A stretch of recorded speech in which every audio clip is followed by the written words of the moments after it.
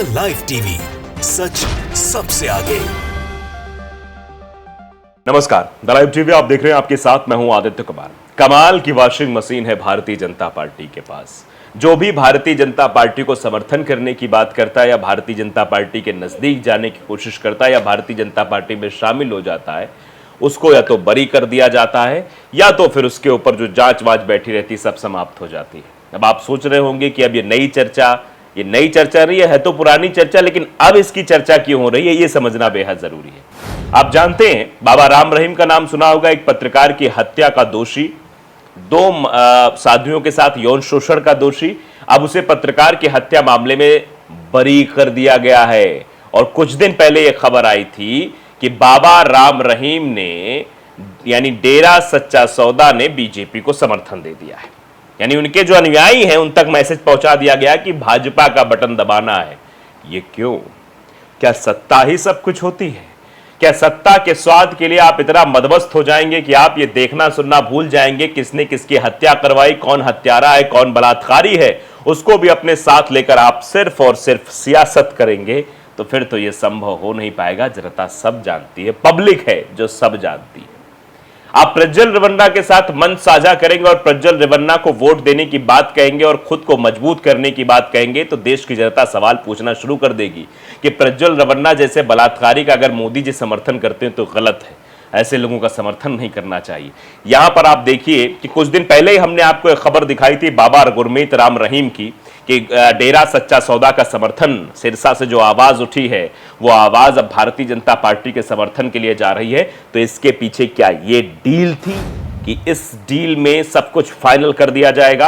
ये अपने आप में बड़े सवाल है। खैर आगे बढ़ते, देखिए ये एबीपी न्यूज ने एक्स पर पोस्ट भी किया है, बाकायदे लिखा भी है कि बाबा गुरमीत राम रहीम को बड़ी राहत मिली है। रंजीत सिंह मर्डर केस में राम रहीम बरी हो गए हैं। 2011 में ये आरोप लगा था, इसमें दोषी पाए गए थे, सजा सुनाई गई थी, उम्र कैद की सजा 2021 में सुनाई गई थी और अब बरी कर दिया गया है। तो अब ये अपने आप में बड़ी बात है कि रंजीत सिंह मर्डर केस से अलग हो गए भैया, मतलब ये बड़ी बात है। पंजाब और हरियाणा हाईकोर्ट ने इनको बरी कर दिया है। तो आप समझिए कि इसके पीछे की कहानी क्या है। राम रहीम और 4 अन्य लोग बरी किए गए हैं उनके साथ साथ। फिर अब ये सवाल लोग पूछ रहे कि फिर रंजीत को किसने मारा? और इतना ही नहीं, ये जो चीजें हो रही हैं इसके पीछे का कारण भी जरा आप समझिए। दरअसल ये कहा जाता है भैया कोई समझ तो पाएगा नहीं, लेकिन पब्लिक है जो सब जानती है।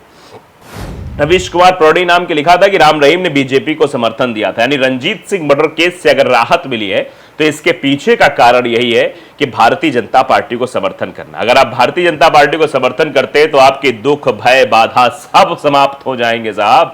आपके ऊपर लगे चार्जेस समाप्त हो जाएंगे। मोदी जी भले ही भ्रष्टाचार को खत्म करने की बात कहते हैं, लेकिन भ्रष्टाचारियों को अपने पास बुलाकर उनको क्लीन सेव करते हैं या फिर क्लीन करते हैं वॉशिंग मशीन में डालकर। जरा समझिए आप। डेरा सच्चा सौदा गुरमीत बाबा राम रहीम के लिए राहत की खबर है। डेरे के पूर्व मैनेजर रंजीत हत्याकांड मामले में डेरा मुखी को हाईकोर्ट से बड़ी राहत मिली है।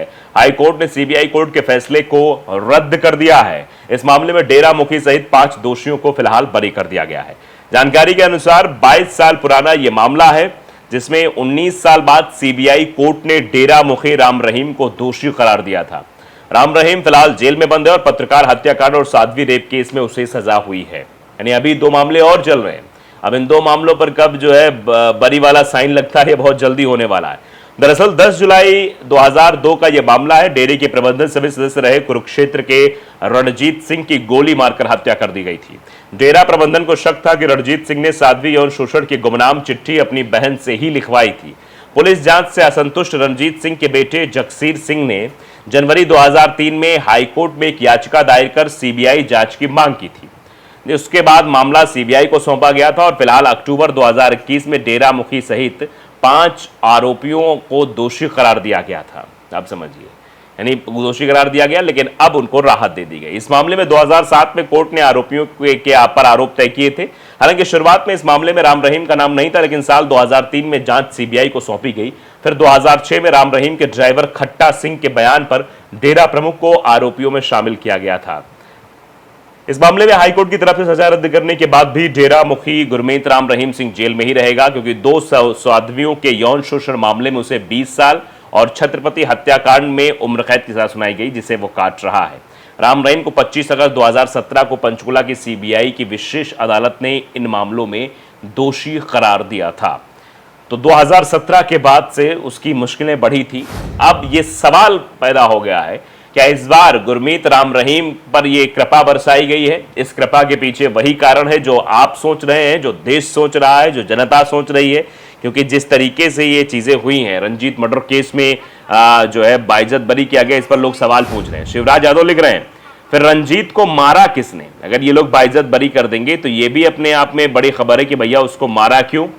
ये फेकेंद्र मोदी नाम के एक्स यूजर हैं, ये भी लिख रहे हैं कि राम रहीम ने बीजेपी को सपोर्ट किया था और किसी से छुपा नहीं है कि उसे कितने पैरोल मिलते रहे। इस हिसाब से वो अंदर रहे या बाहर कोई फर्क नहीं पड़ता है। लोग ये भी कह रहे हैं कि भैया वो अंदर रहे या बाहर रहे, कहीं भी रहे, उसको सपोर्ट तो फुल मिल रहा है, इससे उसे कोई दिक्कत नहीं होने वाली, कोई परेशानी नहीं होने वाली है।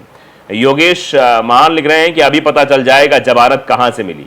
अगर गुरमीत राम रहीम बाहर आकर भाजपा का सपोर्ट ना करे तो देख लेना।